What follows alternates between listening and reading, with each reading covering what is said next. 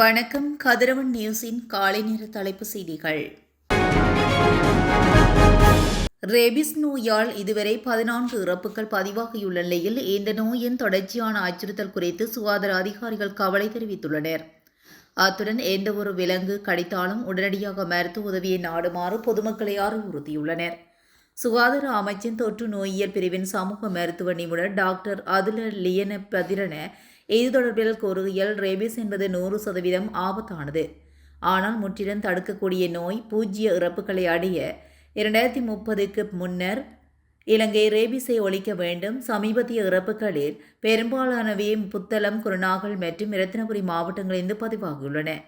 இலங்கையில் ஆண்டுதோறும் சுமார் 2,50,000 விலங்கு கடி சம்பவங்கள் பதிவாகின்றன. நாய்கடி, குறிப்பாக கொழும்பு மற்றும் கம்பகா மாவட்டங்களில் நாய்கடி சம்பவங்களின் அதிகரிப்பு சமீபத்திய இறப்புகளுக்கு பங்களித்துள்ளதாக அவர் சுட்டிக்காட்டியுள்ளார்.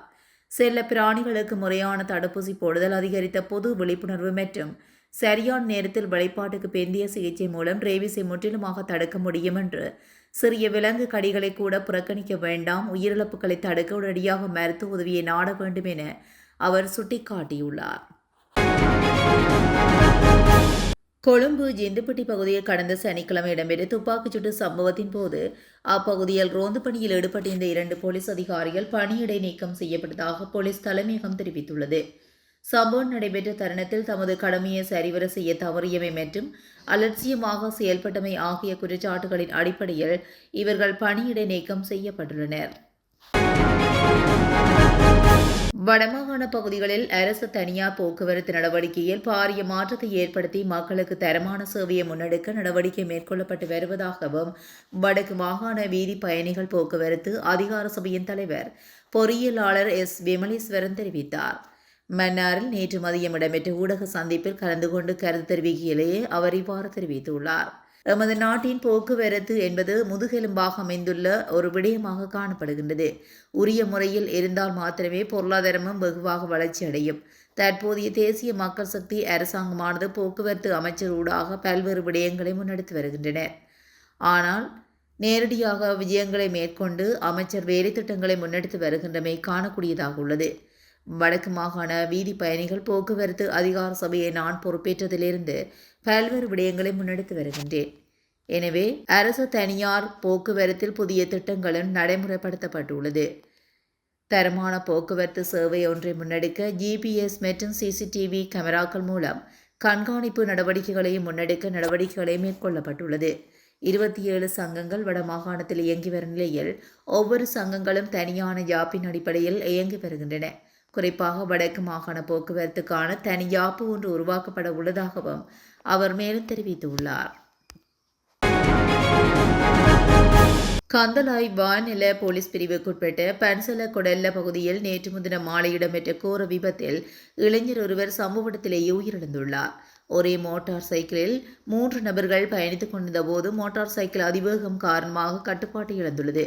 கட்டுப்பாட்டு இழந்த வாகனம் அருகில் இருந்த சீமேந்து கட்டிடம் ஒன்றில் மோதியதுடன் அங்கிருந்த மரத்திலும் பலமாக மோதி விபத்துக்குள்ளானது. இந்த விபத்தில் மோட்டார் சைக்கிளை செலுத்திய சாரதி பலத்த காயங்களுக்கு உள்ளாகி சம்பவ இடத்திலேயே உயிரிழந்துள்ளார். உயிரிழந்தவர் பன்சல கொடல்ல பகுதியைச் சேர்ந்த 24 வயதுடைய இளைஞர் எனவும் அடையாளம் காணப்பட்டுள்ளார். அவருடன் மோட்டார் சைக்கிளை பயணித்த ஏனைய 2 நண்பர்களும் படுகாயமடைந்த நிலையில் மீட்கப்பட்டு சிகிச்சைக்காக கந்தலாய் பொது மருத்துவமனையில் அனுமதிக்கப்பட்டுள்ளனர். சம்பவம் தொடர்பாக வான்நில போலீசார் மேலதிக விசாரணைகளை முன்னெடுத்து வருகின்றனர்.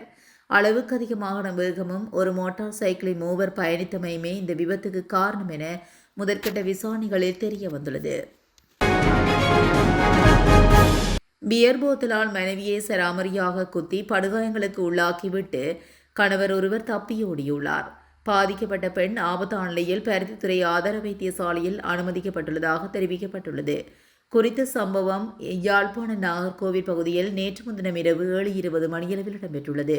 ஆசிரியரான குறித்த பெண் வர்த்தக நிலையம் ஒன்றையும் நடாத்தி வருகின்ற நிலையில் வர்த்தக நிலையத்தினுள் புகுந்து பியர் போத்தலை உடைத்து தலை, வயிறு, நெஞ்சு பகுதிகளில் சராமரியாக குத்தி காயத்தை ஏற்படுத்தியுள்ளார். காயத்தை ஏற்படுத்திய கணவர் தப்பியோடியுள்ள நிலையில் மருதங்கேணி காவல்துறையினர் மேலதிக விசாரணைகளை மேற்கொண்டுள்ளனர்.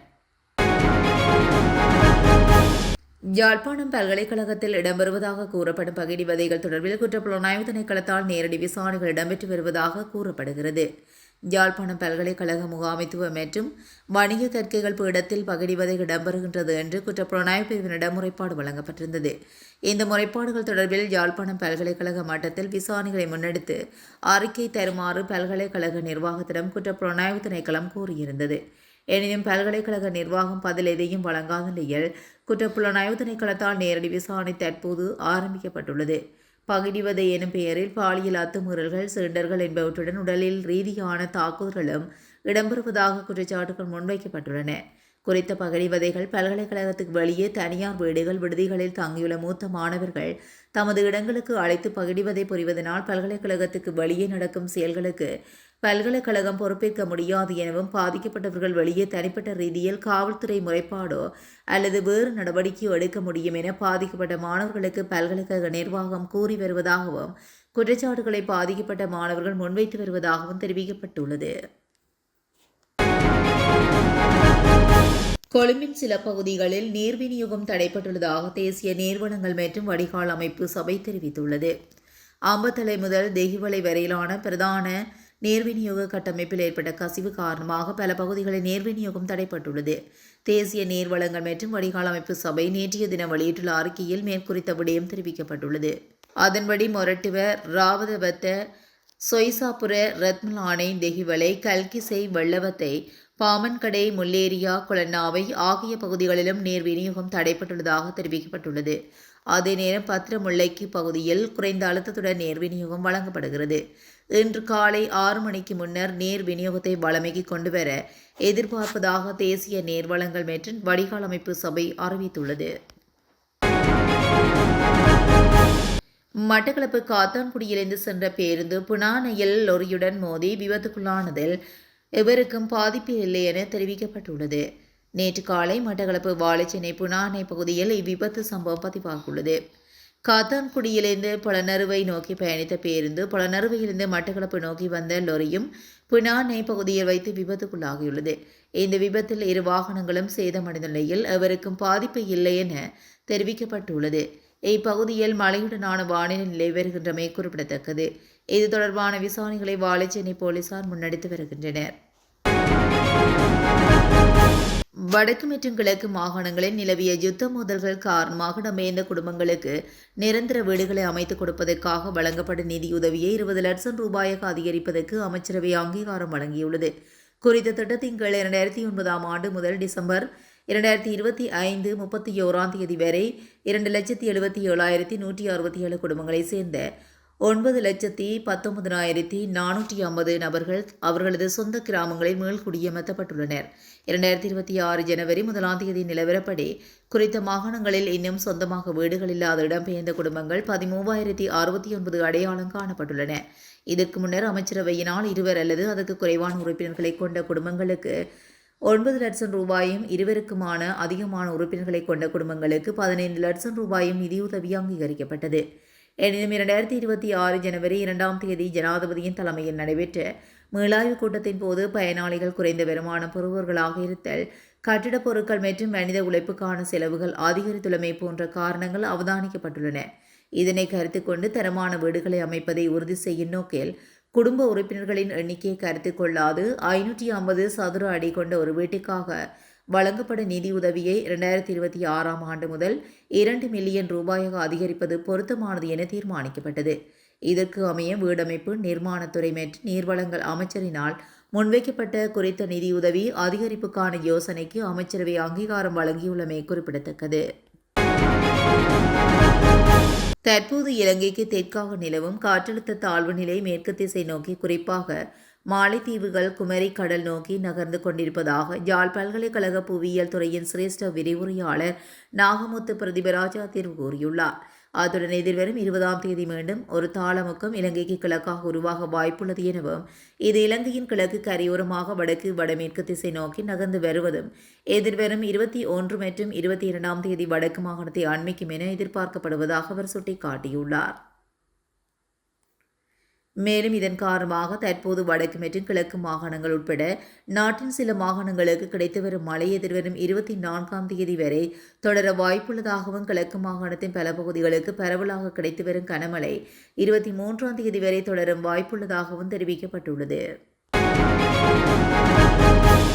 நாடளாவிய ரீதியில் தேசிய மற்றும் மாகாண பாடசாலைகளில் நிலவும் சிங்களம், தமிழ் மற்றும் ஆங்கில மொழி மூல ஆசிரியர் வெற்றிடங்களுக்காக திறந்த அடிப்படையில் பட்டதாரிகளை ஆட்சேர்ப்பு செய்வதற்கான நிபந்தனைகளை திருத்தம் செய்யப்பட்டுள்ளது. இது தொடர்பாக கடந்த பிப்ரவரி 2ஆம் தேதி வெளியிடப்பட்ட 2474/19 இலக்க அதிவிசேட வர்த்தமானி அறிவித்தலின்படி விண்ணப்பதாரிகள் தமது பட்டத்தகமைகளை பூர்த்தி செய்திருக்க வேண்டிய இறுதி திகதி 2026 மார்ச் 5ஆம் தேதியே என நீட்டிக்கப்பட்டுள்ளது. நேற்று முன்தினம் நடைபெற்ற அமைச்சரவை கூட்டத்தில் இதற்கான அங்கீகாரம் வழங்கப்பட்டதை அடுத்து வர்த்தமானியில் இந்த திருத்தம் மேற்கொள்ளப்பட உள்ளது. இதன் மூலம் பரீட்சைக்கு தோற்றவுள்ள அதிகளவான பட்டதாரிகளுக்கு விண்ணப்பிப்பதற்கான வாய்ப்பு கிட்டும் எனவும் எதிர்பார்க்கப்படுகின்றது. வெளிநாட்டு நிபுணர்களுக்கான புதிய டிஜிட்டல் நோமாட் விசா வகையை அறிமுகப்படுத்துவதாக குடிவரவு மற்றும் குடியகல்வு திணைக்களத்தின் அறிவித்துள்ளது. தேசிய பொருளாதாரத்தை மேம்படுத்துவதற்கும் தொலைதூர வேலைகளுக்கான முதன்மையான சர்வதேச இடமாக இலங்கையை ஊக்குவிப்பதற்கான ஒரு மைல்கல் நடவடிக்கையாக இந்த திட்டம் மேற்கொள்ளப்பட உள்ளது. 18 வயதுக்கு மேற்பட்ட எந்தவொரு வெளிநாட்டவரும் அவர்களின் மனைவி மற்றும் சார்ந்திருப்பவர்களுடன் சேர்ந்து இந்த பிரிவின் கீழ் விசாவுக்கு விண்ணப்பிக்கலாம் எனவும் தெரிவிக்கப்பட்டுள்ளது. இத்துடன் கதிரவன் நியூஸின் காலை நேர தலைப்பு செய்திகள் நிறைவடைகின்றன. தொடர்ந்தும் செய்திகளோடு இணைந்திருக்க கதிரவன் நியூஸுடன் இணைந்திருங்கள். நன்றி, வணக்கம்.